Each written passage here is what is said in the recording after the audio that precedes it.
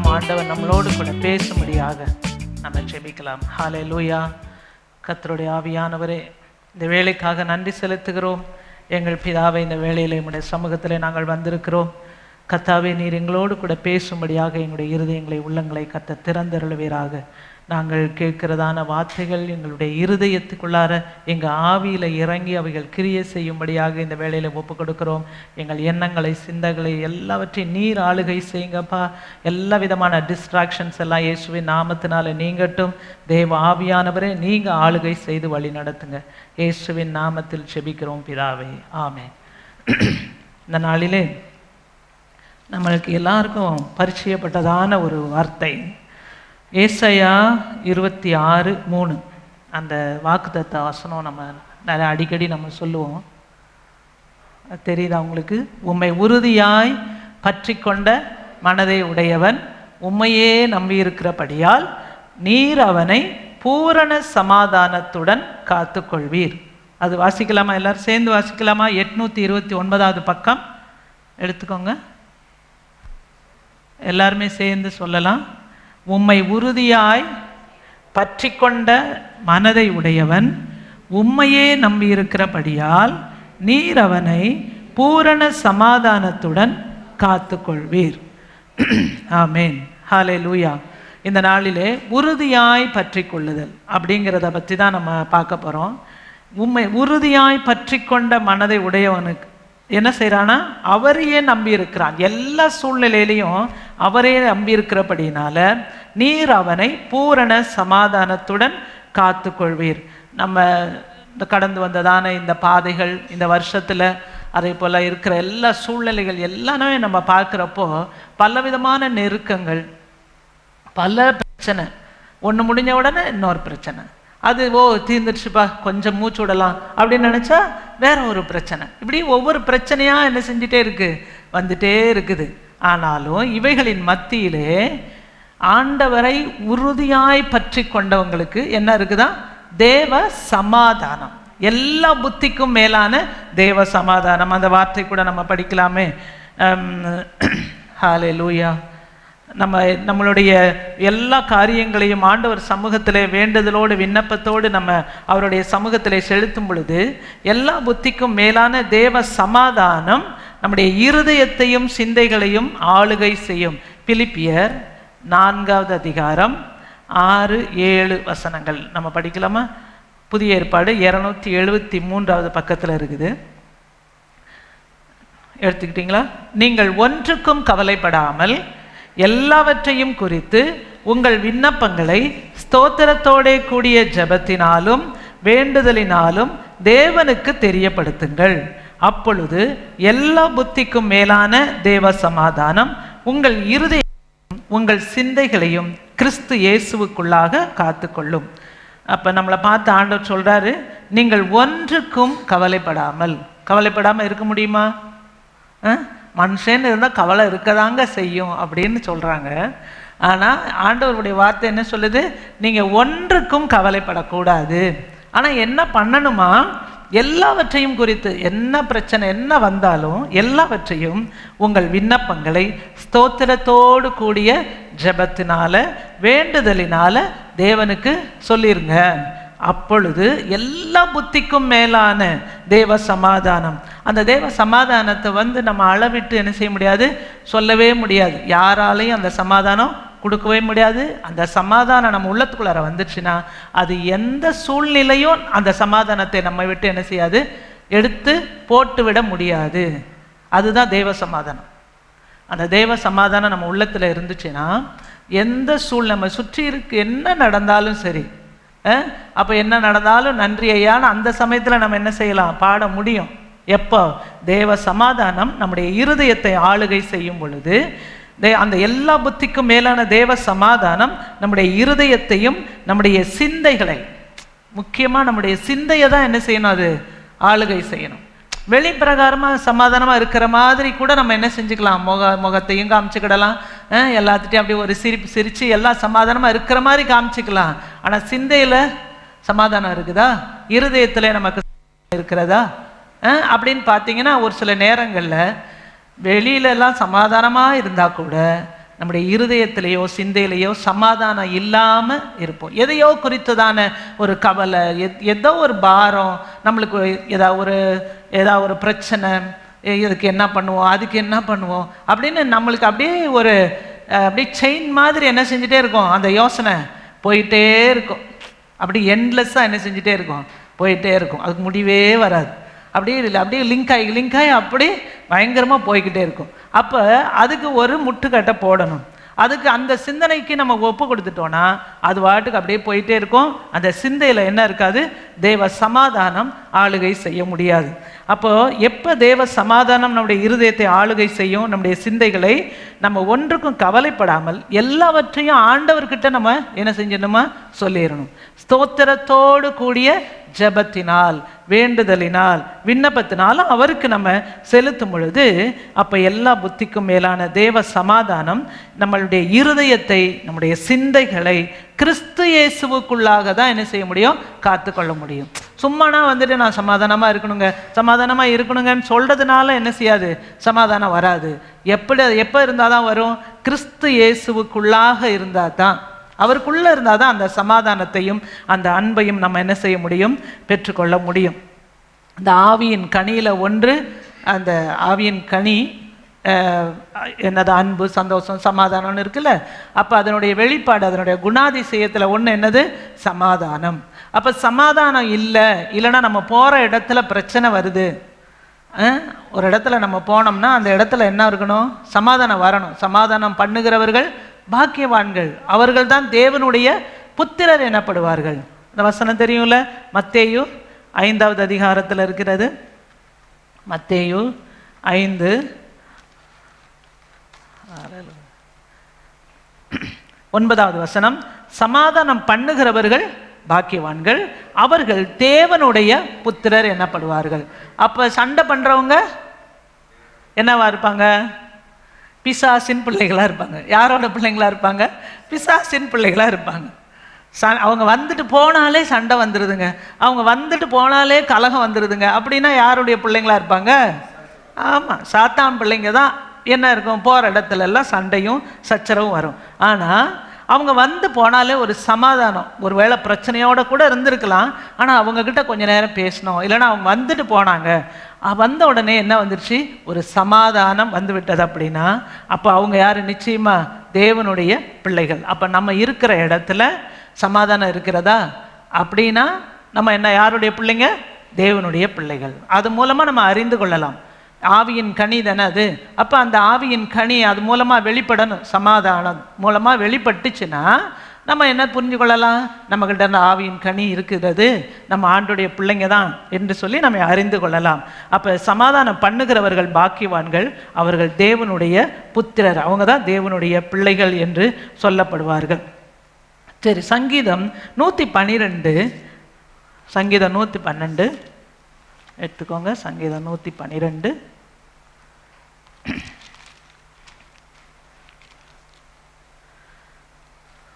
6, 7, 8 அந்த வசனங்களை நம்ம படிக்கலாம்.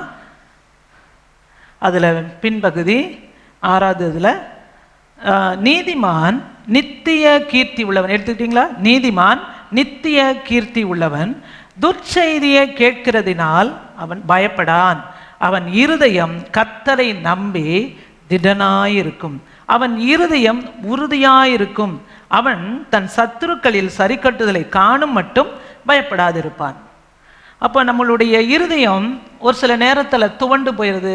எதனால அப்படின்னா, ஏதோ ஒரு செய்தி கேட்டுப்பட்டிருப்போம், அது கேட்ட உடனே அப்படியே நெஞ்சு படபடக்கலாம். ஐயோ என்ன ஆகுமோ, ஏதாகுமோ, என்ன நடக்குமோ அப்படின்னு சொல்லி ஒரு படபடப்பு. அன்னைக்கு கூட அக்கா சொல்லிட்டு இருந்தாங்க, யாராவது சும்மா அப்படி வந்தால், அவங்க வேற எந்த எண்ணத்துலேயே வராங்க, ஆனால் எனக்கு பார்க்குறதெல்லாம் என்னதான் இருக்குது, ஆமாம், அரண்டவன் கண்ணுக்கு இருண்டதெல்லாம் எப்படி இருக்குமா, பேயா தெரியும்னு சொல்லுவாங்க. அப்போ அது ஏன்னா நம்மளுடைய மைண்டில், சிந்தனையில் ஃபுல்லாக அந்த காரியம் நிறைந்திருக்கிறதுனால, இது எப்படி ஆகுமோ, இது எப்படி ஆகுமோ நிறைந்திருக்கிறதுனால நம்மளுக்கு அது பார்க்குறது எல்லாமே வந்துட்டு அப்படி ஒரு எதிராக நம்மளுக்கு செயல்படுவதை போல. சும்மா அவங்க பார்த்தா கூட அவங்க நம்மளை அந்த காரணத்துக்காக தான் என்ன செய்கிறாங்க, பார்க்குறாங்க அப்படின்னு சொல்லி தோணும். அப்போ இதெல்லாம் எதனாலனா நம்முடைய சிந்தையில் அந்த தேவ சமாதானம் ஏதோ ஒரு காரியத்தின் மூலமாக என்ன செஞ்சிருச்சு, நம்மை விட்டு போய்விட்டது. அப்போ அதுக்காக அந்த பிரச்சனை வராதா? வரும். ஆனால் அதன் மத்தியிலேயும் கிறிஸ்துவுக்குள்ளார இருந்தோம்னா நம்மளுக்கு நிச்சயமாக அது என்ன செய்யும், அந்த தேவ சமாதானம் நம்முடைய சிந்தையை ஆட்கொள்ளும். அப்போ அதை விட்டு நம்ம கொஞ்சம் வெளியில் வந்துட்டோன்னா, அவருடைய பாதுகாப்பை விட்டு அந்த கிறிஸ்து இயேசுவை விட்டு நம்ம வெளியில் வந்துட்டோன்னா, அப்படின்னா நம்ம என்ன அவரை விட்டுட்டே போயிட்டோமா? அப்படி இல்லை. அந்த அவருடைய அந்த கிறிஸ்துவினுடைய அந்த அன்பு, அந்த சமாதானம், அதெல்லாம் நம்ம புரிந்து கொள்ளாமல் அது நமக்குள்ளே இருக்குதுங்கிறத அந்த எண்ணத்தை நம்ம இல்லாமல் இருக்கிறப்ப ஆட்டோமேட்டிக்காக அந்த பிசாசினுடைய கொடுக்கறதான அந்த எதிர்மறையான எண்ணங்கள் அதெல்லாம் நம்முடைய சிந்தையில் வந்து என்ன செஞ்சிடும், ஆக்குப்பை பண்ணிடும். ஒன்று தேவ சமாதானம் நம்முடைய சிந்தையை ஆளுகை செய்யணும், இல்லைன்னா பிசாசு கொடுக்குற கலவரமான எண்ணங்கள், குழப்பமான காரியங்கள் நம்முடைய சிந்தையில் ஆளுகை செய்யணும். அந்த ரெண்டில் ஏதாவது ஒன்று. அப்போ தேவ சமாதான ஆளுகை செய்யலைன்னா இப்போ யார் வந்து ஆளுகை செய்வா? பிசாசு வந்து ஏதாவது ஒரு குழப்பமான எண்ணங்கள், அதாக இருக்குமா, இது இதாக இருக்குமா, அது அப்படி இருக்குமா, இது இப்படி இருக்குமான்னு சொல்லி ஏதாவது ஒரு எண்ணத்தை கொடுத்து நம்முடைய சிந்தையை தான் ஃபஸ்ட்டு என்ன செஞ்சுக்குவான், அவன் பிடிச்சிக்குவான். அந்த சிந்தை தான் என்னதான் ஒரு போர்க்களம்னு சொல்லப்பட்டிருக்குல்ல. அப்போ சிந்தையை தான் அவன் பிடித்து கொள்வான். அப்போ இங்கே பார்க்குறோம் நம்ம, நீதிமான் நித்திய கீர்த்தி உள்ளவன் துர்ச்செய்தியை கேட்கிறதுனால் பயப்படான், அவன் இருதயம் கர்த்தரை நம்பி திடனா இருக்கும்.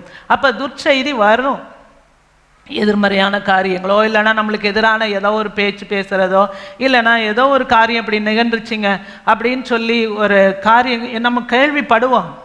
ஆனால் அது கேட்கறதுனால நம்ம என்ன ஆயிடக்கூடாதா, நம்ம இருதயம் துவண்டு போயிடக்கூடாது. ஆனால் கர்த்தரை நம்பி இருந்தோம்னா நம்முடைய இருதயம் எப்படி இருக்குமா, திடமா இருக்கும். கர்த்தரையே நம்ம நம்பிக்கையாய் வைத்திருக்கிறப்ப நம்முடைய இருதயம் எப்படி இருக்குமா, திடனா இருக்கும். ஏன்னா அவர் எப்படிப்பட்டவர் நம்ம அறிந்திருந்தோம் என்றால் நம்ம நிச்சயமா பயப்பட வேண்டிய அவசியமே இல்லை. அவர் எல்லாவற்றையும் அதினதின் காலத்திலே நேர்த்தியாய் செம்மையாய் செஞ்சிருவாரு அப்படின்னு சொல்லி அந்த அறிவு நம்மளுக்கு இருந்ததுன்னு வச்சுக்கோங்க, நிச்சயமா நம்ம அதை அந்த காரியத்தை கேட்டு, எதிர்மறையான காரியத்தை கேட்டு நம்ம பயப்படவே நம்ம மாட்டோம். அதே போல் அது கீழே உள்ள வசனம், அவன் இருதயம் உறுதியாக இருக்கும். அவன் இருதயம் எப்படி இருக்குமா, உறுதியாக இருக்கும். இந்த துர்ச்செய்தியை கேட்கறதுனாலலாம் அவன் ஒரு நாள் அசந்து போகிறவே மாட்டான். அவன் தன் சத்துருக்களில் சருக்கட்டுதலை காணும் மட்டும் பயப்படாதிருப்பான். பயம்தான் பிசாசுடைய பயங்கரமான ஆயுதம். அந்த ஒரு பயம் உள்ளார வந்துருச்சுனாலே கடைசி அப்புறம் எல்லாமே நம்மளுக்கு உள்ளார வந்துடும். நம்ம யோசேப்புடைய வாழ்க்கையில் நம்ம பார்க்கும் பொழுது, அவன் வாழ்க்கையில் பார்த்தீங்கன்னா அவனுக்கு நிறைய அவனுக்கு எதிர்மறையான காரியங்கள் தான் நடக்குது. நீங்கள் நம்ம படிச்சிருக்கிறோம் நிறைய காரியங்கள். யோசேப்புடைய வாழ்க்கையை பற்றி நம்ம அறிந்திருக்கிறோம். ஆதியாகமம் 39வது அதிகாரத்தில் வருகிறது. ஆதியாகமம் 39 39வது அதிகாரத்தில் நம்ம பார்க்குறோம், அந்த கர்த்தர் யோசேப்போட இருந்தார், அவன் காரிய சித்தி உள்ளவன் ஆனான். 2வது வசனம், அவன் எகிப்தியனாகிய தன் எஜமானுடைய வீட்டிலே இருந்தார், கர்த்தர் அவனோடே இருக்கிறார் என்றும் அவன் செய்கிற யாவையும் கர்த்தர் வாய்க்க பண்ணுகிறார் என்றும் அவன் எஜமான் கண்டு யோசேப்பினிடத்திலே தயவு வைத்து அவனை தனக்கு ஊழியக்காரனும் தன் வீட்டுக்கு விசாரணைக்காரனுமாக்கி தனக்கு உண்டான யாவற்றையும் அவன் கையில் ஒப்புவித்தான். இப்போ இவங்க ஏன் இங்கே வந்துட்டான்? இப்போ யோசேப்பு எகிப்துக்கு கொண்டு போகப்பட்டான். ஆக்சுவலாக வந்துட்டு அவன் எங்கே இருக்க வேண்டியது, அந்த இஸ்ரவேலர் யாக்கோபினுடைய புத்திரர் ஒருத்தர் தான் இந்த யோசேப்பு.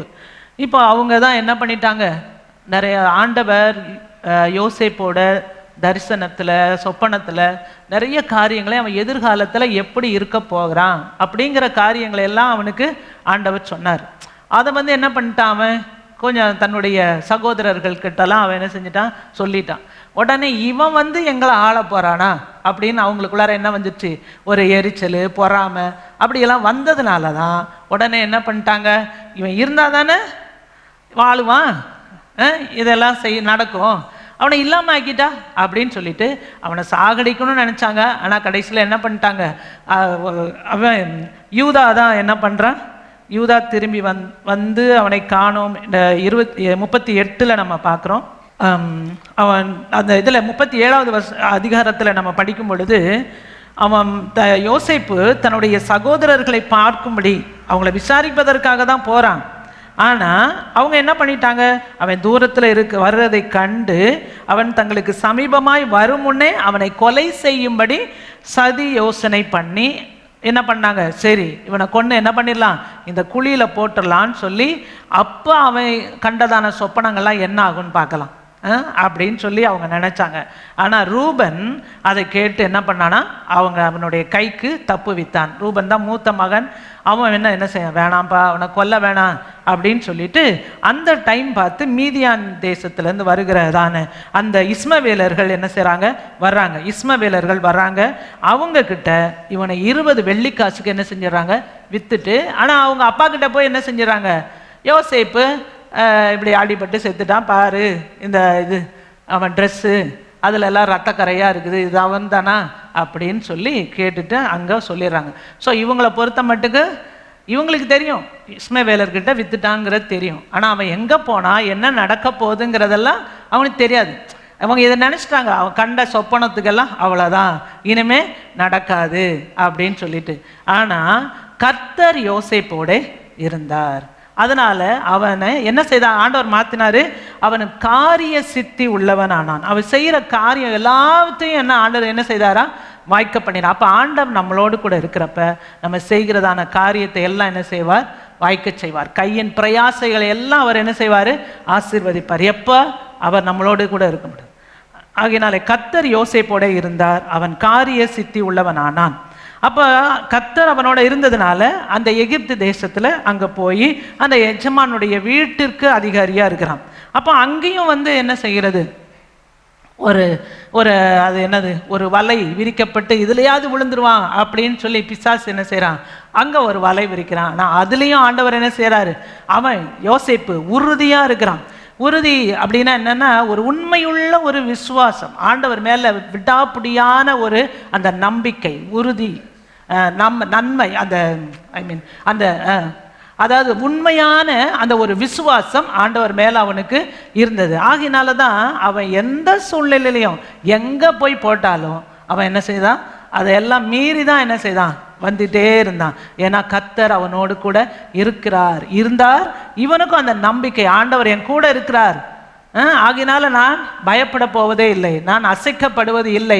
கர்த்தர் என்னை கொண்டு என்ன செய்யணும்னு வச்சுக்கிறாரோ அதை நிச்சயமா என்ன செய்வார், செய்து முடிப்பார் என் வாழ்க்கையில. அப்படிங்கிற அந்த ஒரு அசைவாத அந்த ஒரு நம்பிக்கை அவனுக்கு இருந்ததுனால தான் அவன் எந்த இடத்துல போனாலும் அந்த காரியத்தை ஆண்டவர் வாய்க்க செய்தார். நம்ம 39வது அதிகாரத்தில் 39வது வசனத்தில் பின்பகுதியில் பார்க்குறோம். இப்படி இருக்க நான் இத்தனை பெரிய பொல்லாங்குக்கு உடன்பட்டு தேவனுக்கு விரோதமாய் பாவம் செய்வது எப்படி, அப்படிங்கிறதான அந்த பாவத்திற்கு அவன் விலகினான். எதனால, எப்பயுமே ஆண்டவர் என் கூடவே இருக்கிறாரு அப்படிங்கிறதான அந்த உணர்வு இருந்ததுனால தான் என்ன செய்யலாம், நான் அந்த பொல்லாப்புக்கு அவன் விலகிவிட்டான். தேவனுக்கு விரோதமாய் அவன் பாவம் செய்யவில்லை. ஆகையினால அவனுக்கு எதிராக வந்துச்சு, அவன் பாவம் செய்யலை, செய்யாத ஒன்று அவன் மேலே பழி சாட்டி அவனை ஜெயிலில் போட்டாங்க. ஆனால் ஜெயிலில் போட்டதும் ஆண்டவர் என்னதான் வச்சுட்டாரு, நன்மைக்காக தான் வச்சார். இல்லைன்னா அவன் காலமெல்லாம் அந்த ஒரு எஜமான் வீட்டில் தான் என்ன செஞ்சுருப்பான், ஒரு மேனேஜர் மாதிரி இருந்திருப்பான். ஆனால் ஆண்டவர் இந்த இடத்துலையும் ஒரு நன்மையை தான் அவனுக்கு அவனுடைய வாழ்க்கையில் செய்கிறார். ஆனால் ஆக்சுவலாக பார்த்தா அவனுடைய பொறுத்த மட்டும் ஒரு தீமை தான் அது. நல்லா இருந்தவன் இப்போ திடீர்னு அவனை கொண்டு போய் எங்கே போட்டாங்க, ஜெயிலில் போட்டாங்க. அந்த இடத்துலையும் ஆண்டவருடைய வார்த்தை அவனை புடமிட்டது அப்படின்றது. அந்த ஏற்ற வேளை அவனை உயர்த்துற வரைக்கும் அந்த வார்த்தை அவனை என்ன செய்ததான், புடமிட்டதான். 105வது சங்கீதத்தில் நம்ம படிக்கிறோம்ல, 105 19வது வசனம், கர்த்தர் சொன்ன வார்த்தை நிறைவேறும் அளவும் அவருடைய வசனம் அவனை புடமிட்டது. அப்போ ஆண்டவர் நம்ம கிடைத்து சொல்லதான வார்த்தைகள் நம்ம வாழ்க்கையில் நடக்கணும் அப்படின்னா அது நடக்கிற வரைக்கும் அந்த வசனம் நம்மளை என்ன செய்யுமா, புடமிடுனா நம்மளை உருவாக்கும். அப்படியே இப்போ பொண்ணை என்ன செய்வாங்க, அந்த புடம் போட்டு அதை என்ன பண்ணுவாங்க, அந்த அக்கினியில் போட்டு தான் அதை என்ன செய்வாங்களாம், சுத்தமாக்குவாங்க. அதே போல் நம்மையும் பலவிதமான சோதனைகளுக்கு உட்பட்டு தான் அதுக்கப்புறம் கடைசியாக அது என்னதான் மாறுது, சுத்த பொன்னாக மாறப்போகிறோம். அதாவது ஆண்டவர் சொன்ன வார்த்தை அப்படியே நம்முடைய வாழ்க்கையில் நடக்கணும் அப்படின்னா அந்த வசனம் வந்து என்ன செய்யும், அந்த தேவனுடைய வார்த்தை நம்மளை புடமிட்டு கொண்டே இருக்கும். அதே போல் தான் இங்கே யோசேப்புடைய வாழ்க்கையிலே அதே தான் நடந்தது. அந்த வார்த்தை, அவனுடைய வசனம் அவனை புடமிட்டது. அப்போ ஏற்ற வேளை வந்தது. ராஜா என்ன செய்தானா, ஆள் அனுப்பி, சும்மாலாம் இல்லை, ஆள் அனுப்பிச்சு உடனே அவனை கட்டவிழ்க்க சொன்னான். ஜனங்களின் அதிபதி வந்து அவனை விடுவிச்சாங்க. அவனை செய்ய வேண்டியதெல்லாம் செஞ்சு நல்லா அவனை அலங்காரம் பண்ணி அதை அதனுடைய சிறையிருப்பின் வஸ்திரத்தை எடுத்து போட்டுட்டு அவனுக்கு நல்ல ஒரு புதிய, ஏன்னா ராஜாவுக்கு முன்னாடி நிற்கணும்ல, ஆகையினால புதிய வஸ்திரத்தை தரித்து அவனை கொண்டு போய் நிறுத்தினாங்க. ஆண்டவர் அவனை எல்லாரை பார்க்கிலும் சத்துருக்கள் மத்தியில் அவனை என்ன செய்தார், அவனை உயர்த்தி வைத்தார். அப்போ இதுதான் ஆண்டவருடைய வார்த்தை செய்கிறதான ஒரு காரியம். ஆகையினால் நம்ம ஆண்டவருடைய வார்த்தையை உறுதியாக நம்ம என்ன செய்யணும், பற்றி கொண்டோன்னா நிச்சயமாக நம்ம என்ன செய்ய முடியும், வாழ்க்கையில் உயர்ந்து நம்மை கொண்டு ஆண்டவர் என்ன செய்யணும்னு வச்சிருக்கிறாரோ அந்த காரியத்தை நம்முடைய வாழ்க்கையில் செய்து முடிப்பார். அப்போ அது யோசேப்புடைய வாழ்க்கையிலிருந்து நம்ம பார்க்குறோம். அதே போல் சங்கீதம் 22:4-5 நம்ம படித்தோன்னா, சங்கீதம் 22, ஹல்லேலூயா, சங்கீதம் 22:4-5 சேர்ந்து படிக்கலாம். எங்கள் பிதாக்கள் உம்மிடத்தில் நம்பிக்கை வைத்தார்கள், நம்பின அவர்களை நீர் விடுவித்தீர். உம்மை நோக்கி கூப்பிட்டு தப்பினார்கள், உம்மை நம்பி வெட்கப்பட்டு போகாதிருந்தார்கள். எங்களுடைய முற்பிதாக்கள் யார்? ஆபிரகாம், ஈசாக்கு, யாக்கோபு, அப்புறம் அவங்களுடைய அந்த 12 கோத்திரங்கள், அதுக்கு பின்னாடி நியாயாதிபதிகள் காலத்தில், ராஜாக்கள் காலத்தில் எல்லாமே நம்ம வரிசையாக நம்ம பார்க்குறப்ப எங்களுடைய முற்பிதாக்கள், எங்களுடைய பிதாக்கள் உம்மிடத்தில் என்ன செய்தாங்க, நம்பிக்கை வைத்தார்கள், நம்பின அவர்களை நீர் விடுவித்தீர். ஒரு நாள் ஆண்டவர் அவங்களை என்ன செய்யலை, கைவிடவே இல்லை. நிறைய காரியங்களை நம்ம எடுத்துக்காட்டாக சொல்ல முடியும். ஆபிரகாமுடைய வாழ்க்கையில் பார்த்தீங்கன்னா, அவன் பிள்ளையற்று இருந்ததான அந்த நாட்களில் ஆண்டவர் அவனை அழைத்தார். உன்னை நான் என்ன செய்வேன், வானத்து நட்சத்திரங்களை போல பெருக செய்வேன் அப்படின்னு சொன்னார். பூமியின் மணலத்தனையாய் உன் சந்ததி பெருகுன்னாரு. ஆனால் அப்போ அவனுக்கு பிள்ளையே இல்லை. ஆனால் ஆண்டவருடைய வார்த்தை நிச்சயமாக நிறைவேறும் அப்படின்னு சொல்லி அவன் உறுதியாய் அவன் நம்பி இருந்ததுனால 100வது வயதில் அவனுக்கு ஆண்டவர் வாக்குத்தத்தத்தின் புத்திரனை என்ன செய்தார், கொடுத்தார். வேற பிள்ளைங்க இருந்துச்சு, ஆனால் வாக்குத்தத்தத்தின்படி பெற்ற அந்த ஈசாக்கு அந்த 100 வயதிலே அவன் பெற்றெடுத்தான். அப்போ எங்களுடைய பிதாக்கள் உம்மிடத்தில் என்ன செய்தாங்க, நம்பிக்கை வைத்தார்கள், நம்பின அவர்களை நீங்கள் விடுவித்தீர். நிறைய காரியங்களில் அந்த சத்துருக்கள் எதிராக வந்த நேரங்களில் எல்லாமே அவங்க யாரை தான் நம்பினாங்க, அந்த தேவனை நம்பினார்கள். ஆண்டவர் அவர்களை விடுவித்தார், உம்மை நோக்கி கூப்பிட்டு அவர்கள் தப்பினார்கள். எத்தனையோ இக்கட்டான சூழ்நிலைகள், அந்த சுற்றிலும் இருக்கிற சத்துருக்கள் எல்லாம் நெருங்கி வர்ற டைமில் ஆண்டவரே அப்படின்னு கூப்பிட்ட உடனே ஆண்டவர் என்ன செய்தார், ஒரே ஒரு தூதனை அனுப்பிச்சு 1,85,000 பேரை என்ன செய்ய வச்சாராம், அவங்க எல்லாம் மாண்டு போயிட்டாங்க. இல்லைனா எதிராய் வந்ததான சத்துருக்கள் ஒருவர் அவங்களே வெட்டி கொண்டு அவங்களே மாண்டு போயிட்டாங்க. இப்படி தான் ஒவ்வொரு காரியத்தையும் ஆண்டவர் அவங்களுடைய வாழ்க்கையில் செய்தார். அப்போ உம்மை நோக்கி கூப்பிட்டு தப்பினார்கள், உம்மை நம்பி அவர்கள் வெட்கப்பட்டு போகாதிருந்தார்கள். அப்போ ஆண்டவரை நம்பினா ஒரு நாள் நம்ம என்ன செய்ய மாட்டோம், வெட்கப்பட்டு போவது இல்லை. கர்த்தருக்கு காத்திருப்போர் வெட்கப்பட்டு போவதே இல்லை. ஒருவேளை நம்ம அந்த காத்திருக்கிறது அப்படிங்கிறது நம்மளுக்கு ரொம்ப கஷ்டமானது இல்லையா? காத்திருக்கிறதுங்கிறது ஒரு அரை மணி நேரம் பஸ்ஸுக்கு காத்திருந்தா தெரியும் இல்லையா? அரை மணி நேரம் அது எத்தனையோ நான் அப்படி யுகமாக காத்துக்கிட்டு இருக்கிற மாணிக்கு இருக்கும், அப்படியே காலெல்லாம் வலிக்கும். ஆனால் அது போன உடனே பஸ் வந்துச்சுன்னா அது ஒரு சந்தோஷமாக இருக்கும். அங்கே டக்குன்னு பஸ்ஸு கிடச்சிருச்சு, எப்படி வந்துட்டோம் அப்படின்னு சொல்லுவோம். ஆனால் கொஞ்சம் நேரம் காத்திருந்தா எவ்வளோ கஷ்டமாக இருக்குது, அது அந்த காத்திருக்கிறவங்களுக்கு தான் தெரியும். ஆனால் அது வெளியில் சொல்கிறப்ப என்ன செஞ்சிடலாம், ஈஸியாக சொல்லிடலாம். இப்போ நம்ம கூட பார்க்குறோம், ஆபிரகாம் 100 வயதிலே பிள்ளை பெற்றான் அப்படின்னு படித்தாச்சு. அவன் 100 வயசில் படித்தான் அப்படின்னு சொல்லிட்டு நம்ம படித்து தெரிஞ்சுக்கிறோம். ஆனால் அவன் எவ்வளவு காலங்கள் அவன் காத்திருக்கிறான் இல்லையா? அந்த காத்திருப்புங்கிறது டியூரேஷன், அந்த காலகட்டம் ஒரே வார்த்தையில சிம்பிளாக அது முடிஞ்சிருச்சு. ஆனால் அவன் தான் அந்த காலகட்டத்தில் என்ன செஞ்சிருக்கிறான், அவன் நடந்து வந்திருக்கிறான். அவனுக்கிட்ட கேட்டால் அந்த காத்திருக்குதல் எப்படிப்பட்டது, எப்படி வேதனையானது, வலியானது. அப்போ ஒவ்வொரு நிமிஷமும் செகண்டும் நாம் என்ன பண்ணணும், ஆண்டவரையே நோக்கி பார்க்கணும் அப்படிங்கிற காரியத்தை அவன் நமக்கு சொல்லி கொடுப்பான். அதே போல் நம்மளுடைய வாழ்க்கையில், ஒவ்வொருத்தருடைய வாழ்க்கையிலையும் இப்படிப்பட்டதான காத்திருப்புதல் என்ன செய்யலாம், வாழ்க்கையில் உண்டு. சும்மா எல்லாம் எடுத்த உடனே கிடைச்சிருச்சுன்னா அதனுடைய வேல்யூ என்ன செய்யாது, நம்மளுக்கு மதிப்பு தெரியாது. எது வேணால் கேட்டதெல்லாம் உடனே கிடைக்குது. இப்போ குழந்தைக்கு கேட்டதெல்லாம் உடனே கிடைக்கும். அது எவ்வளோ நிறைய விலை கொடுத்து தான் வாங்கி கொடுத்துருப்போம். அதுக்கு அந்த விலையை பற்றி ஏதாவது தெரியுமா? அப்பா வாங்கி கொடுத்தாங்க அதனால என்ன அப்படின்னு சொல்லிட்டு அது ஒன்று இதெல்லாம் இப்படி தூக்கி அது எரிஞ்சிரும், அவ்வளோதான். 500 ரூபா சாமானோ 1000 ரூபா சாமானமோ ஒரே நிமிஷத்தில் ஒன்றும் இல்லாமல் போயிடும். அதுக்கு அந்த வேல்யூ தெரியுமா? நம்ம 10 ரூபாய்க்கு 20 ரூபாய்க்கு எவ்வளோ கஷ்டப்படுறோங்கிறது அந்த குழந்தைக்கு தெரியுமா? தெரியாது. அப்போ அதனால் அதனுடைய உடனே துரிதமாக இம்மிடியட்டாக கிடைக்கிறதுனால அந்த குழந்தைக்கு அதனுடைய வேல்யூ தெரியாது, மதிப்பு தெரியாது. ஏன்னா அதுக்குரிய மெச்சூரிட்டியும் என்ன செய்யலை, அதுக்கு இல்லை. அப்போ எடுத்த உடனே ஆண்டவர் நமக்கும் நம்மளுடைய வாழ்க்கையிலையும் கேட்டதெல்லாம் உடனே என்ன செய்வார், ஆண்டவருக்குள்ளே வந்த உடனே கிடைக்கும். அப்போல்லாம் நான் வந்த புதுசில் என்ன கேட்டாலும் உடனே என்ன செஞ்சிருவார், ஆண்டவர் கொடுத்துருவாரு. இப்போல்லாம் நான் ஜெபம் பண்ணிக்கிட்டே இருக்கிறேன், ஆனால் என்ன செய்யவே மாட்டேங்கிறாரு, ஆண்டவர் தரவே மாட்டேங்கிறார். அப்படின்னா நீங்கள் இன்னும் பழகணும், அந்த மெச்சூரிட்டிக்குள்ளார வரணும், அந்த முதிர்ச்சிக்குள்ளார வரணும் அப்படின்னு சொல்லி ஆண்டவர் நம்மளை என்ன செய்கிறாரு, எதிர்பார்க்கிறார், அதை பழக்க வைக்கிறார்.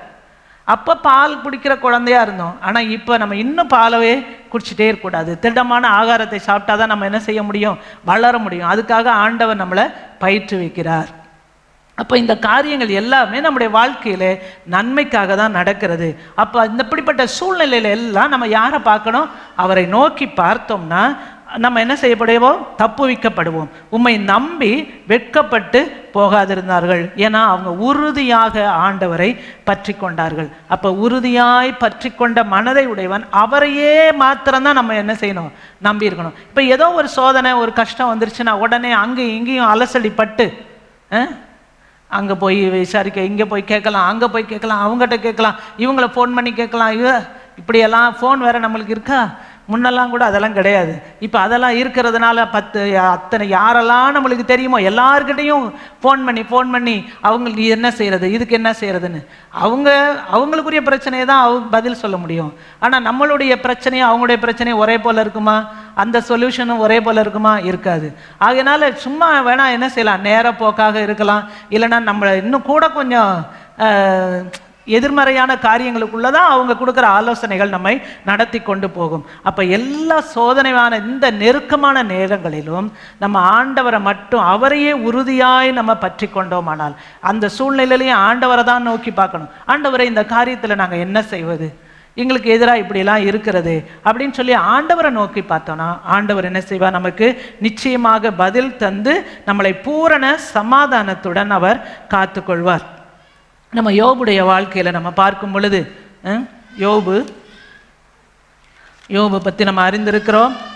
இந்த யோபு அவன் எப்படிப்பட்டவனா, உத்தமன், சன்மார்க்கன், தேவனுக்கு பயந்து பொல்லாப்புக்கு விலகுகிற மனுஷன். அவ்வளோ ரொம்ப நல்ல மனுஷனாக இருந்திருக்கிறான் இந்த யோபு.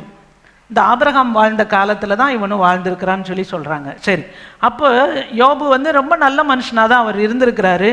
அவர் தன்னுடைய பிள்ளைங்க ஏதாவது தவறு பண்ணியிருப்பாங்க அப்படின்னு நினச்சிக்கிட்டு அதுக்காகலாம் கூட அவர் என்ன செய்கிறாரு, இப்போ இருக்கிறபடியே நம்ம உபவாச ஜெபம் பண்ணுற மணிக்கு அப்போ போய் சமாதான பலிகள் எல்லாம் செலுத்தி அதுக்கெல்லாம் பரிகாரம் பண்ணி எல்லாமே பண்ணியிருக்கிறாரு. அவ்வளோ ரொம்ப நல்ல மனுஷனாக அவர் இருந்தவர். அப்படிப்பட்டதான மனுஷரை பார்த்து ஒரு நாள் இந்த சாத்தான் என்ன பண்ணுறான், தேவனுடைய அந்த இடத்துக்கு போகிறான்.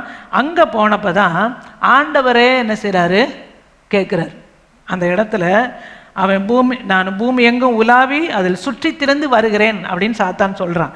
உடனே கர்த்தர் சாத்தானை நோக்கி, என் தாசனாகிய யோபின் மேல் கவனம் வைத்தாயோ, அவனை பார்த்தியா அப்படின்னு கேட்குறாரு.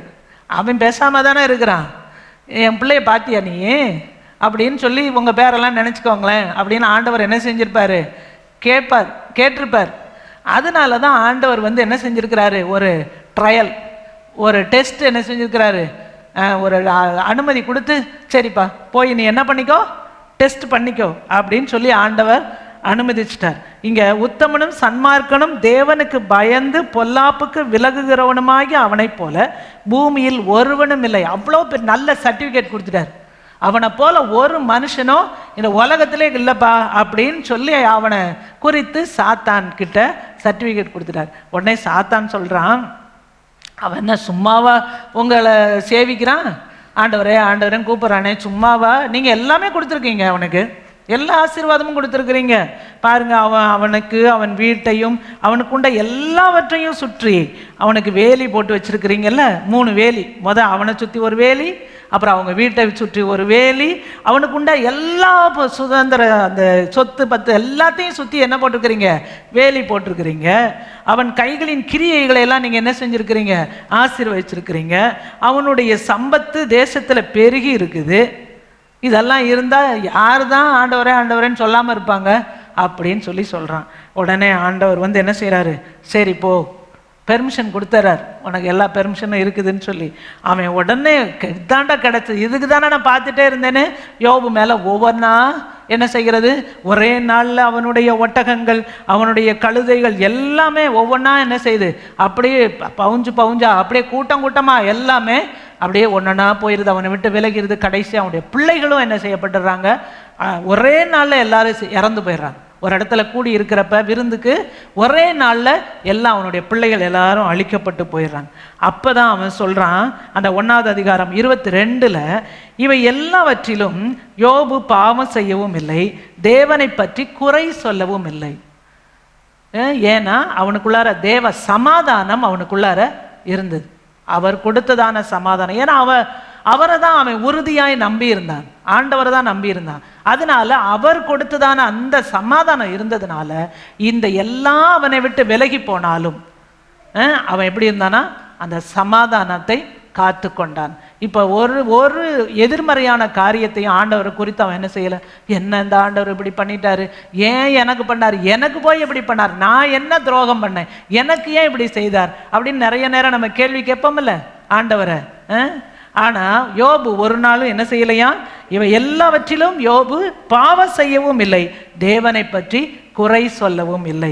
அதுதான் அவனுக்கு திடமனதாக இருந்து அவன் கர்த்தருக்கு காத்திருந்தனால அவனுக்கு உள்ளார தேவ சமாதானம் அவனுக்குள்ளார உண்டானது. அதோட விடலை. அப்புறம் திருப்பியும் அவன் என்ன செய்கிறான்? 2வது அதிகாரத்தில் பார்க்குறப்போ அந்த சாத்தான்கிட்ட திருப்பியும் ஆண்டவர் சொல்கிறாரு, அப்பொழுது கர்த்தர் சாத்தானை நோக்கி, என் தாசனாகிய யோபின் மேல் கவனம் வைத்தாயோ. 2வது அதிகாரம் 3வது வசனம். உத்தமனும் சன்மார்க்கனும் தேவனுக்கு பயந்து பொல்லாப்புக்கு விலகருமாகிய அவனைப் போல ஒரு பூமியில் ஒருவனும் இல்லை. முகாந்திரம் இல்லாமல் அவனை நிர்மூலமாக்கும்படி நீ என்னை ஏவின போதிலும் அவன் இன்னும் தன் உத்தமத்தில் உறுதியாயிருக்கிறான். இவ்வளோலாம் நீ சொன்னதுனால தான் இவ்வளோ எல்லாமே அவனை விட்டு போயிடுச்சு.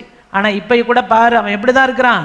அவனுடைய உத்தமத்தில் இன்னும் உறுதியாக இருக்கிறான், என் மேலே இன்னும் நம்ம நம்பிக்கை வச்சுருக்கிறான் பார்த்தியா அப்படின்னு சொன்ன உடனே திருப்பியும் அவன் சும்மாவா, நீங்கள் இப்போ அவனுடைய சரீரத்தை தொடுங்க அப்போ தான் தெரியும் அப்படின்னு சொல்கிறான். உடனே சரி, அதுக்கும் ஆண்டவர் பெர்மிஷன் கொடுத்துற, அவனை ஜீவனை மட்டும் நீ என்ன செய்யாத, எடுத்தாத அப்படின்னு சொல்லி. அப்புறம் என்ன ஆகுறது? அவனுக்கு மேலே எல்லாம் அந்த தோலில் வியாதி வந்துடுது. அவங்க மனைவி கூட என்ன செய்கிறாங்க? அவனை திட்டுறாங்க. இன்னுமா நீங்கள் உங்கள் உத்தமத்தில் 9வது வசனம் 2:9 அவருடைய மனைவி அவனை பார்த்து, நீர் இன்னும் உங்களுடைய உத்தமத்தில் உறுதியாக இருப்பீரோ, இன்னும் உங்கள் ஆண்டவரை தான் நீங்கள் நம்பிக்கிட்டு இருப்பீங்களா?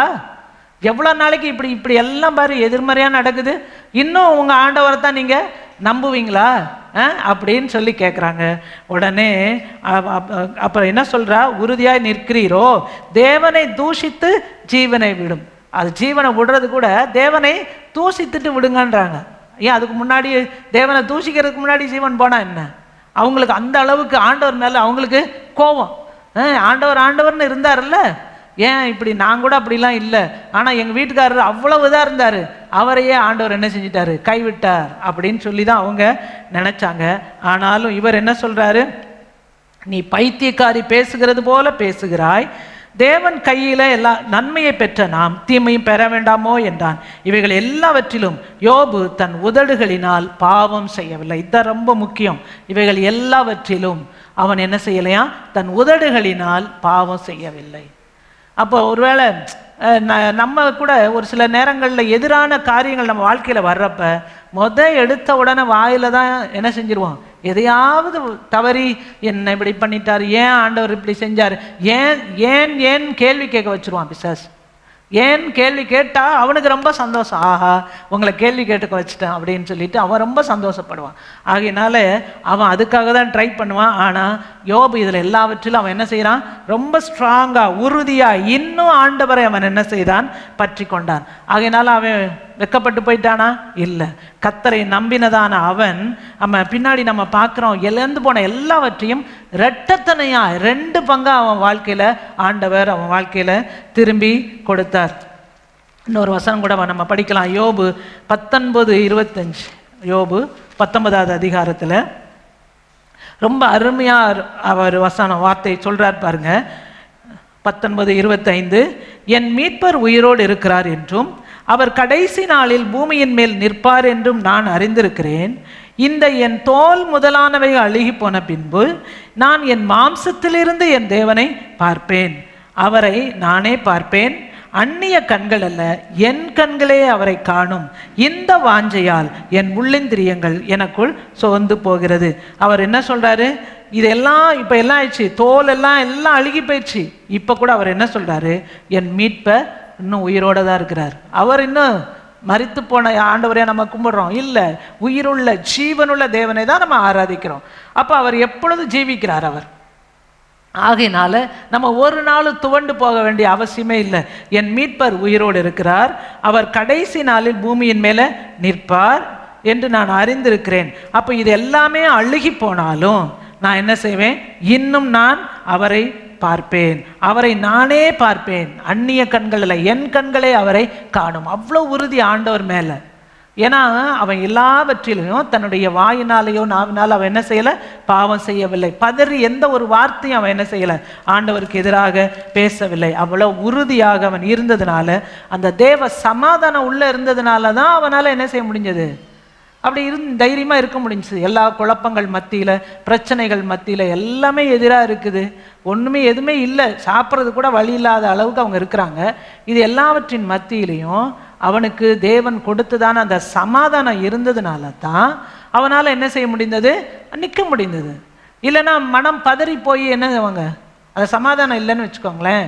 சமாதானம் இல்லைன்னா தான் நம்ம மனம் பதறி நிறைய வார்த்தைகளை என்ன செஞ்சு விடுவோம், பேசிவிடுவோம். அது என்னவோ இது என்னவோ அது இதுன்னு தேவையில்லாத வார்த்தைகளை எல்லாம் பேசி கடைசியில் யோசித்து பார்த்தோன்னா இதெல்லாம் எதுக்கு நம்ம பேசணும் அப்படின்னு யோசித்தோன்னா நம்மளுக்கே கஷ்டமாக இருக்கும். என்னடா இப்படிலாம் நம்ம சொல்லிட்டோமே அப்படின்னு சொல்லிட்டு. ஏன்னா அந்த மனப்பதட்டத்தில் என்ன பண்ணிட்டோம், தேவையில்லாத வார்த்தைகளை நம்ம கொட்டி விட்டோம். ஆனால் யோபு எல்லாத்தையுமே இழந்து போயிட்டான். நீங்கள் கொஞ்சம் யோசித்து பாருங்கள், நம்மக்கிட்ட இருக்கிற எல்லாத்தையுமே ஒரு நாள் ஒரே நாளில் போயிடுதுன்னு வச்சுக்கோங்க. என்ன என்ன நினைப்போம் நம்ம, உலகம் ஏதாவது சொல்லணும்னு வச்சுக்கோங்களேன், ஆண்டவர்னு போனாங்க வச்சாங்க, என்ன போயிடுச்சு அப்படிலாம் சொல்லுவாங்க. ஆனால் நம்ம என்ன நினைப்போம், அப்போ இப்படி தான் போல் ஆண்டவர் நம்மளை கைவிட்டார், என்ன இப்படி பண்ணிட்டாரு, நான் இப்படி தானே உண்மையாக இருந்தேன்ல, உத்தமமாக இருந்தேன்ல, என்னையை கைவிட்டாரு அப்படின்னு இதையே பேசி பேசி நம்மளுக்கே அப்படியே என்ன ஆயிரும், சிந்தையில் ஃபுல்லாக அப்படியே குழப்பம் வந்துடும். அப்போ தேவ சமாதானம் நம்மை விட்டு எடுபட்டு போய்விடும். ஆனால் இவன் யோபு எல்லா சூழ்நிலையிலும் அந்த சமாதானத்தை அவன் என்ன செய்தான், காத்து கொண்டான். அப்போ என்ன பிரச்சனை வந்தாலும் அந்த சமாதானத்தை அவன் என்ன செய்யணும், காத்துக்கொள்ளணும். அதை நம்மளை விட்டுறக்கூடாது.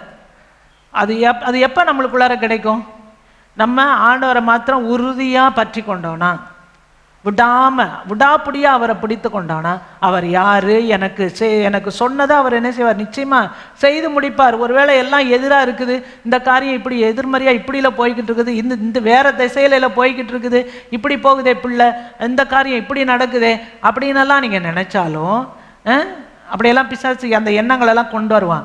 ஆனால் நம்ம தேவ சமாதானம் இருந்ததுன்னு வச்சுக்கோங்களேன், இது எல்லாவற்றிலும் ஆண்டவர் எனக்குன்னு சொன்னதான காரியத்தை நிச்சயமாக என் வாழ்க்கையில் என்ன செய்வார், செய்து முடிப்பார். என் கண்களே பார்க்கும், இவன் சொல்கிறான்ல, என் கண்களே காணும், அந்நிய கண்கள் அல்ல, நானே அதை என்ன செய்வேன், அந்த ரட்சிப்பை பார்ப்பேன் அப்படின்னு ஒரு திட மனசு அவனுக்கு இருந்தது. அவனுடைய வாழ்க்கையில் அது அப்படியே நடந்தது. அவனுடைய நண்பர்கள் எல்லாம் கூட வந்துட்டு என்னமோ நிறைய பேசுகிறாங்க, அவனை ரொம்ப திட்டுறாங்க, எல்லாம் ரொம்ப கேவலமாலாம் பேசுகிறாங்க. அது எல்லாத்துலேயும் அவன் வாயை மூடிக்கொண்டு அமைதலாக இருக்கிறான், மனம் பதறி பேசவே இல்லை.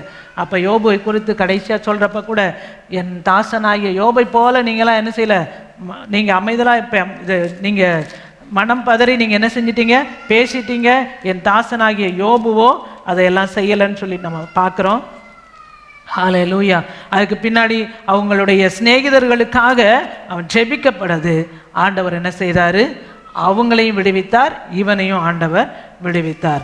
அப்படி தான் அவனுடைய வாழ்க்கையில் இழந்து போன எல்லாவற்றையும் இரட்டத்தனையாய் அவனுடைய வாழ்க்கையிலே அவன் பெற்றுக்கொண்டான். நம்ம 42வது அதிகாரத்தில் நம்ம பார்க்குறோம். அது யோபு 42 அந்த 12வது வசனத்தில், கர்த்தர் யோபின் முன்னிலைமையை பார்க்கிலும் அவன் பின்னிலைமையை ஆசீர்வதித்தார்.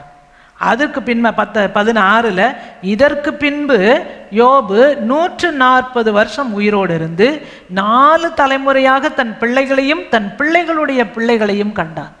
அதுக்கு பின்னாடி குழந்தெல்லாம் பெற்றெடுத்து அவங்க பிள்ளைகளையும் பிள்ளைகளுடைய பிள்ளைகளையும் பெற்றெடுத்தான். 4 தலைமுறை அவன் என்ன செய்தானா, பார்த்தானா. அப்போ பாருங்க, யோபு நெடுநாள் இருந்து பூரண வயதுள்ளவனாய் மரித்தான்.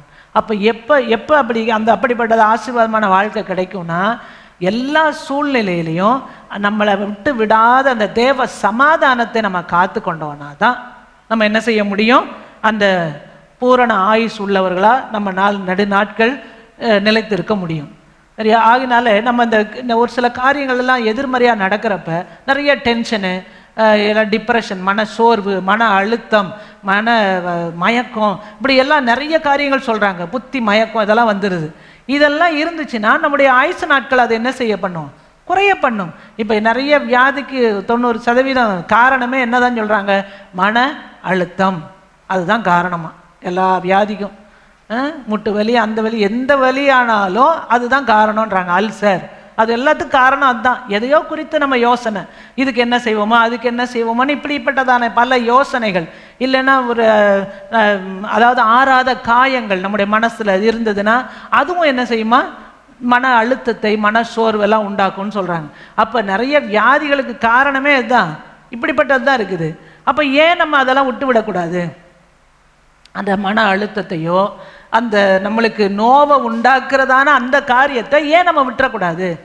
அதுக்கு எது தான் ரீப்ளேஸ்மெண்ட்டு? தேவ சமாதானம் தான். தேவ சமாதானம் எப்போ வரும் அப்படின்னா, அவரை உறுதியாய் நம்ம பற்றி கொண்டோம்னா எல்லா சூழ்நிலையிலையும் அவர் என்னோட கூட இருக்கிறார், அவர் எல்லாவற்றையும் பார்த்து கொள்வார் அப்படிங்கிற ஒரு அசையாத ஒரு நம்பிக்கை நம்ம விசுவாசமும் இருந்துச்சுன்னா நம்ம என்ன செய்ய முடியும், இந்த காலகட்டங்களை எல்லாம் நம்ம கடந்து தேவ சமாதானத்தை, எல்லா புத்திக்கும் மேலான தேவ சமாதானம் நம்முடைய இருதயத்தை, நம்முடைய சிந்தைகளை ஆளுகை செய்யும். சங்கீதம் 34 நம்ம பார்க்கலாம்.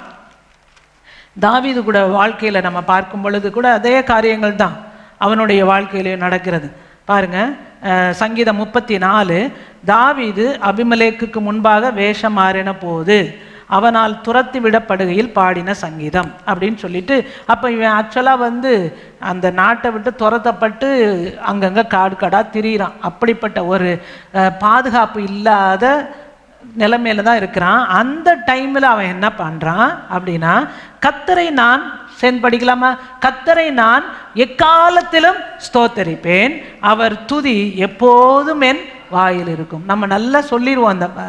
அந்த வசனம் ஆரம்பித்த உடனே நம்ம என்ன செஞ்சிருவோம், சொல்லிடுவோம். கர்த்தரை நான் எக்காலத்திலும் ஸ்தோத்தரிப்பேன். ஸ்தோத்தரிக்கிறோமா? அவர் துதி எப்போதும் நம்முடைய வாயில் இருக்கா? இல்லை. அவள் ஏதாவது பிரச்சனை வந்த உடனே அந்த துதி போய் வேற தான் என்ன செய்யுது, நம்மளுக்கு வாயில் வந்துடுது. அடுத்தது, கர்த்தருக்குள், அந்த கீழே வசனங்களை படிக்கலாம்.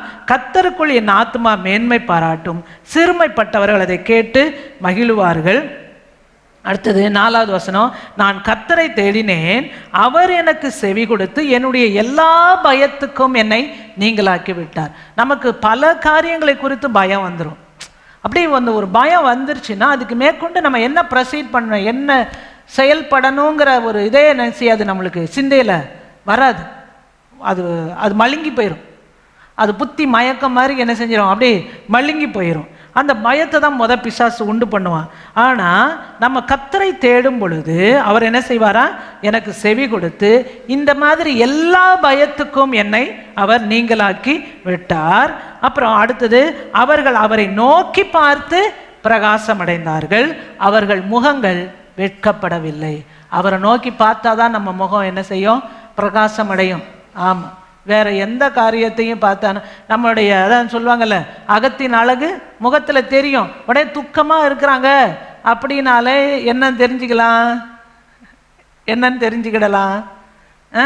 ஆமாம், அப்போ அந்த உள்ளத்தில் அந்த அளவுக்கு இருக்குது. அவங்க ஆண்டவரை நோக்கி பார்க்கல, அந்த சூழ்நிலையில் அவங்க ஆண்டவரை நோக்கி பார்க்கவில்லை. ஆண்டவரை நோக்கி பார்த்துருந்தா அவங்க முகம் எப்படி இருந்திருக்கும்? பிரகாசமாக இருந்திருக்கும்ல. அப்போ பார்த்தோன்னே, அக்கா இப்படி இருக்கு, எப்படி இருக்கீங்க, அண்ணா எப்படி இருக்கீங்க அப்படின்னு அந்த பார்த்த உடனேயே நம்மளுக்கு என்ன செஞ்சிடலாம்? சொல்லிடலாம், அதை வச்சே நம்ம சொல்லிடலாம். அப்போ அவர்கள் அவரை நோக்கி பார்த்து பிரகாசம் அடைந்தார்கள். அவரை நோக்கி பார்த்தோன்னா ஒரு நாளும் நம்ம வெட்கப்பட்டு போக மாட்டோம். வெட்கப்படவில்லை அப்படின்னு இருக்குது, வெட்கப்பட்டு போகவே மாட்டோம்.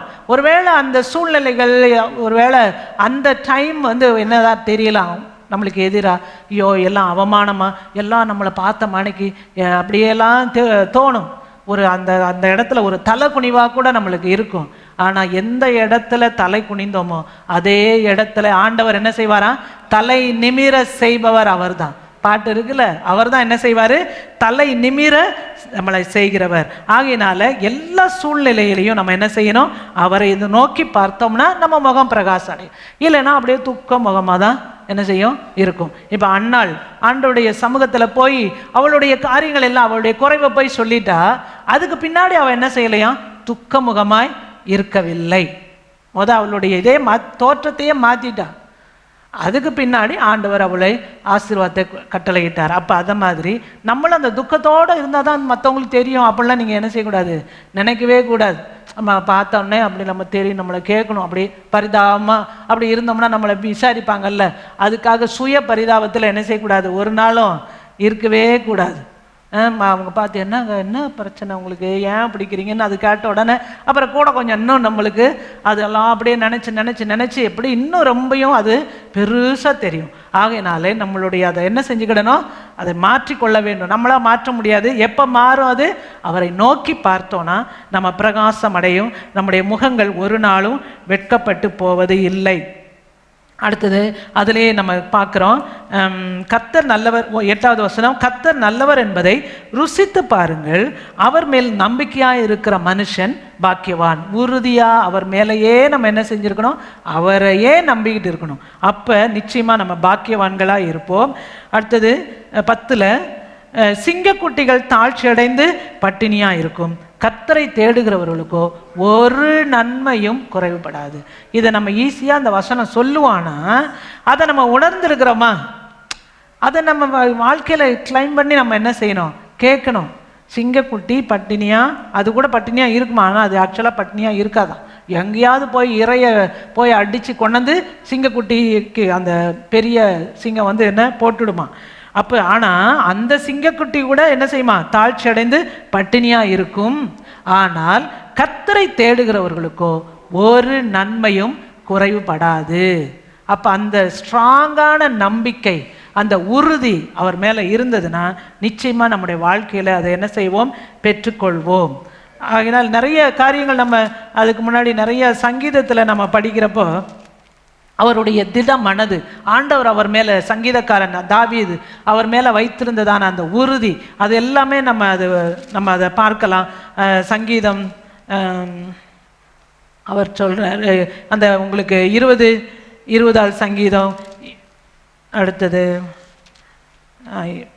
18, அதிலெல்லாம் நம்ம படிக்கிறப்ப அவர் சொல்கிறாரு, 18 நீங்கள் பார்த்தீங்கன்னா, கர்த்தருடைய தாசனாகிய தாவீது இந்த பாட்டின் வார்த்தைகளை கர்த்தர் தன்னை தன்னுடைய எல்லா சத்துருக்களின் கைக்கும் சவுலின் கைக்கும் நீங்களாக்கி விடுவித்த நாளிலே பாடினது. அப்போ எல்லா சத்ருவனுடைய கையிலிருந்தும் ஆண்டவர் அவனை என்ன செய்தார்?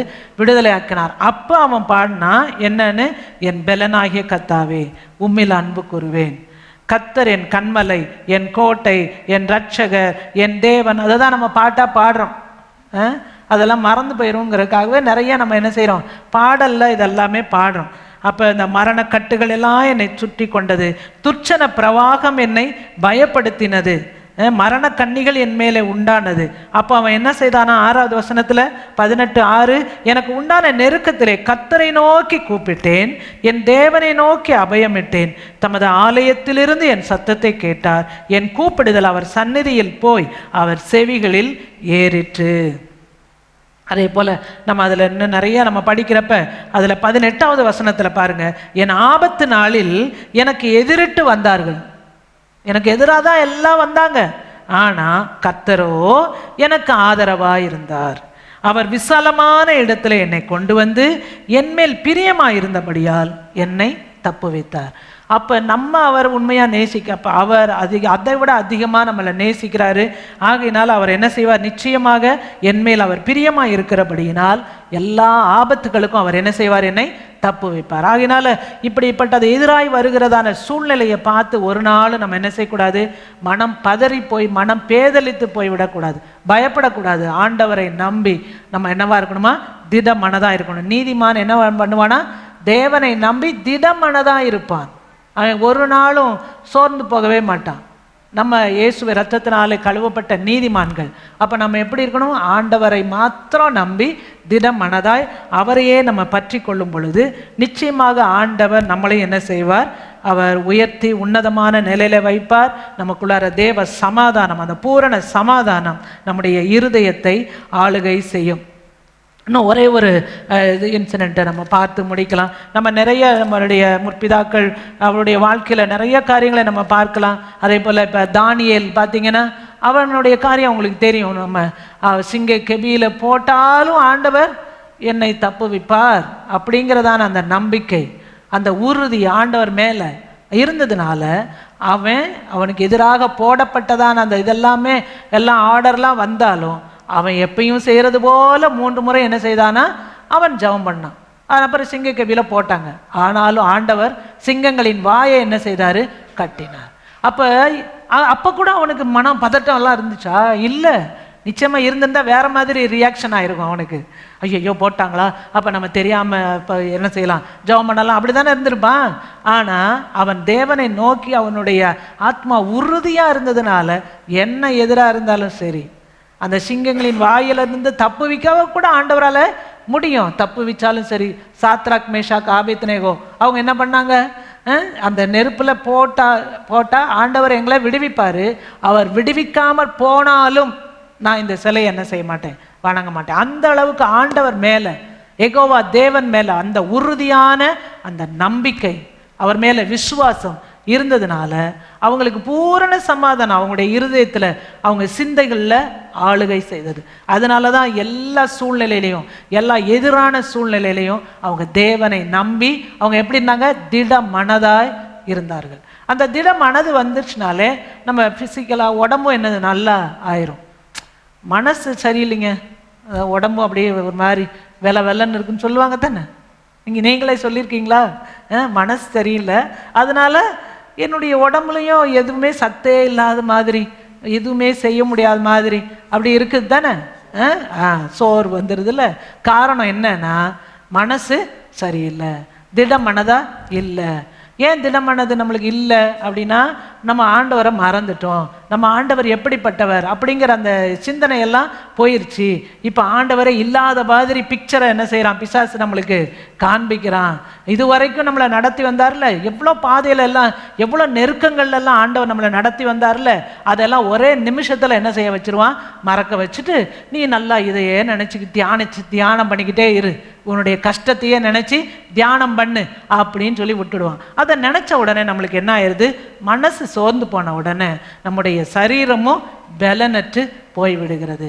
அந்த மன தைரியம் நம்மளுக்கு என்ன வேணும், வேணும். அது எப்போ வரும், சும்மா தைரியம்லாம் இல்லை, தேவனை நம்பி திட மனதாய் இருக்கும் பொழுது அந்த பூரண சமாதானம் நம்முடைய இருதயத்தை ஆளுகை செய்யும்.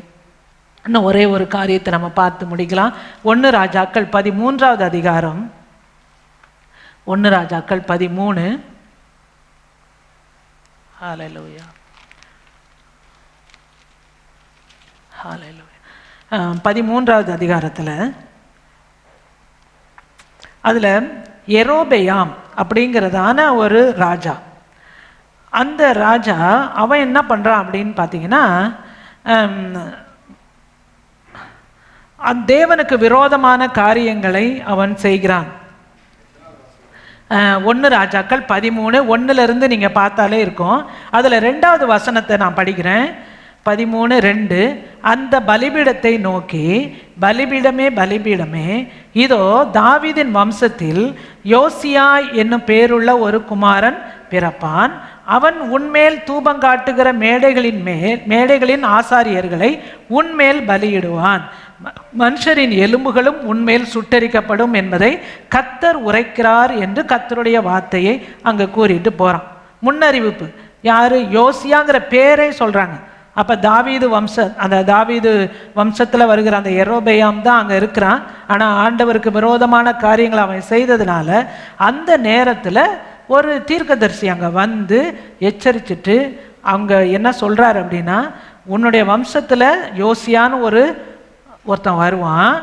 அவன் வந்து என்ன பண்ணுவான், உன்மேல தூபம் காட்டுகிற, ஏன்னா இவன் அந்நிய தேவதைகளுக்கு என்னதை கட்டிட்டான், பலிபீடம் கட்டிட்டான்.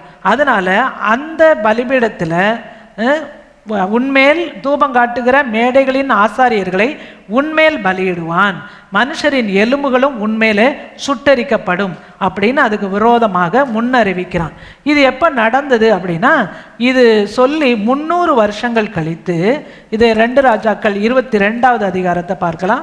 2 ராஜாக்கள் 22:22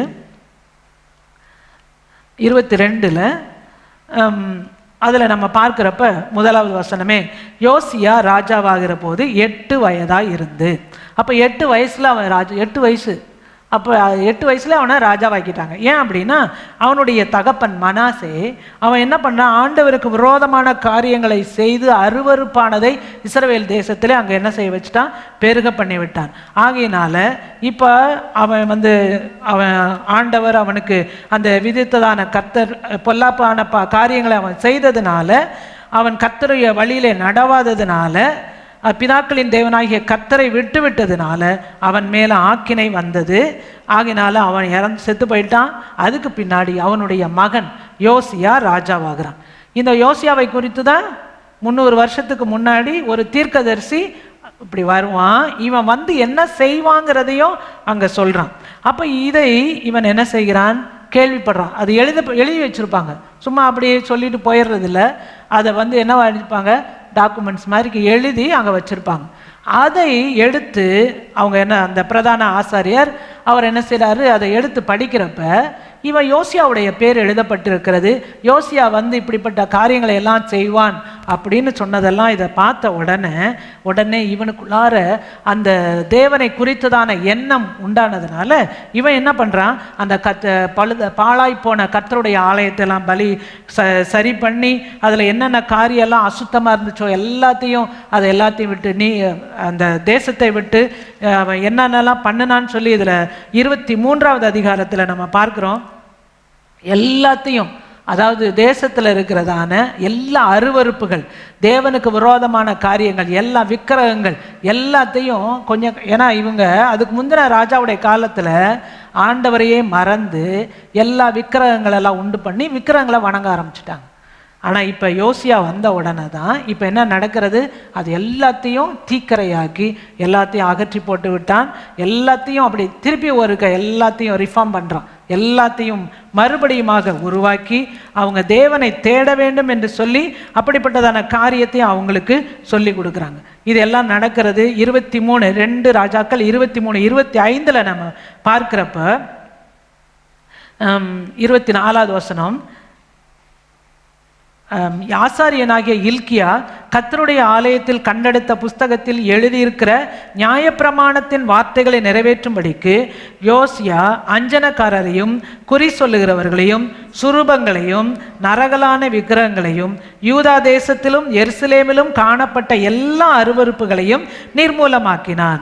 கர்த்தரிடத்துக்கு தன் முழு இருதயத்தோடும் முழு ஆத்மாவோடும் முழு பலத்தோடும் மோசேயின் நியாயப்பிரமாணத்திற்கு ஏற்றபடியெல்லாம் செய்ய மனதை சாய்த்தான்.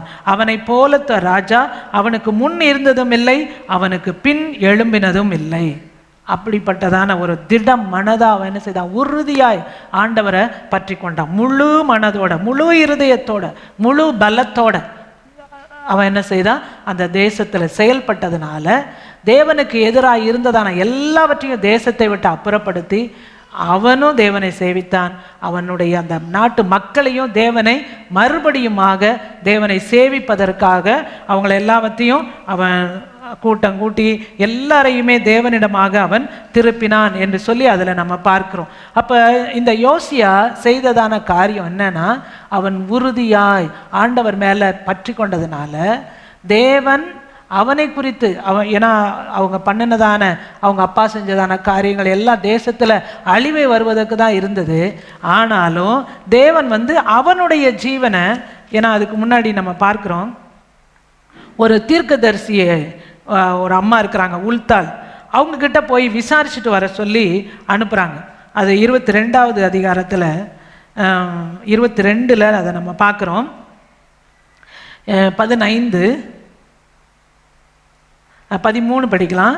கண்டெடுக்கப்பட்ட இந்த புஸ்தகத்தின் வார்த்தைகளின் நிமித்தம் நீங்கள் போய் எனக்காகவும் ஜனத்திற்காகவும் யூதா அனைத்திற்காகவும் கர்த்தரிடத்தில் விசாரியுங்கள். நமக்காக எழுதியிருக்கிற எல்லாவற்றின்படியும் செய்ய நம்முடைய பிதாக்கள் இந்த புஸ்தகத்தின் வார்த்தைகளுக்கு செவிகூடாதபடியினால் நம்மேல் பற்றி எறிந்த கர்த்தருடைய உக்கிரம் பெரியது. ஆண்டவருக்கு விரோதமாக செஞ்சதுனால ஆண்டோடைய கோபம் அவங்க மேலே அதிகமாக இருந்தது. அப்போ இந்த உல்தாள் என்கிறதான தீர்க்கதரிசியை போய் அவங்க விசாரிச்சுட்டு வராங்க. அப்போ அவங்க சொல்கிறாங்க 18வது வசனத்தில், கர்த்தரிடத்தில் விசாரிக்கிறதுக்கு உங்களை அனுப்பின யூதாவின் ராஜாவிடத்தில் நீங்கள் போய் நீர் கேட்ட வார்த்தைகளை குறித்து இஸ்ரவேலின் தேவனாகிய கர்த்தர் சொல்லுகிறது என்னவென்றால், நான் இந்த ஸ்தலத்திற்கும் அதன் குடிகளுக்கும் விரோதமாக அவர்கள் பாழும் சாபமும் ஆவார்கள் என்று சொன்னதை நீ கேட்ட பொழுது உன் இருதயம் இழகி நீ கர்த்தருக்கு முன்பாக உன்னை தாழ்த்தி உன் வஸ்திரங்களை கிழித்து கொண்டு எனக்கு முன்பாக அழுதபடியினால் நானும் உன் விண்ணப்பத்தை கேட்டேன். ஆகையால் இதோ நான் உன்னை உன் பிதாக்கள் அண்டையிலே சேர்த்துக் கொள்வேன், நீ சமாதானத்தோட உன் கல்லறையிலே சேர்வாய் அப்படின்னு சொல்லி அவங்களுக்கு குறித்து தானே இவன் நினைச்சா இந்த எல்லா தீமைகளும் எனக்கு வந்துரும்னு சொல்லி அவன் பயந்ததுனால ஆண்டோடைய சமூகத்தை தேடினான். ஆகையினால ஆண்டவர் அவனுக்கு என்ன செய்யறான், அவன் இருக்கிற காலம் வரைக்கும் சமாதானத்தை அவனுக்கு கட்டளையிட்டார். அப்போ நம்ம உண்மையாய் நம்ம பார்த்தோம்ல, அவன் எப்படி தேடினானா, முழு இருதயத்தோடு, முழு பலத்தோடு, முழு ஆத்மாவோடு அவன் என்ன செய்தானா, ஆண்டவருடைய வார்த்தைகளை அவன் கீழ்ப்படிந்து நடந்ததுனால அவனுக்கு என்ன கிடைத்தது, தேவ சமாதானம் அவனுடைய இருதயத்தை ஆளுகை செய்தது. அவன் இருந்த காலமெல்லாம் சமாதானத்தோட அவன் வாழ்ந்தான் என்று சொல்லி பார்க்கிறோம். ஆகையினால இந்த நாட்களிலே நம்ம பார்க்கிறோம், எல்லா சூழ்நிலைகள் எல்லாம் எதிராய் வந்தாலும் ஆனால் நம்மளுடைய அந்த கண்கள் யார் மேலே இருக்கணும், ஆண்டவரை மட்டும் நோக்கி பார்க்கும் பொழுது, அவர் மேலே உறுதியாய் நம்முடைய நம்பிக்கை இருக்கும் பொழுது நம்மளுக்கு என்ன கிடைக்கும், நிச்சயமாக பூரண சமாதானத்தோட அவர் நம்மை காத்துக்கொள்வார். உலகமே எல்லாம் எதிராக இருந்து எல்லாம் இருண்டு போய் குழப்பத்திலையும் இதுலையும் எல்லாம் இந்த ஒவ்வொரு நாளும் நம்ம கேள்விப்படுகிற காரியங்களை எல்லாம் பார்க்குறப்போ, தேசத்தில் நடக்கிறதான காரியங்கள், விபத்துக்கள் எல்லாம் நம்ம பார்க்குறப்ப, ஐயோ எந்த நிலைமைக்கு போய்கிட்டு இருக்குது, என்ன செய்வாங்களோ இந்த அரசியல்வாதிங்க, இந்த ஆளுகை செய்கிறவங்க என்னத்தை தேசத்தை கொண்டு போய் என்னமோ பண்ணிடுவாங்க போல அப்படின்னு தான் தோணுது.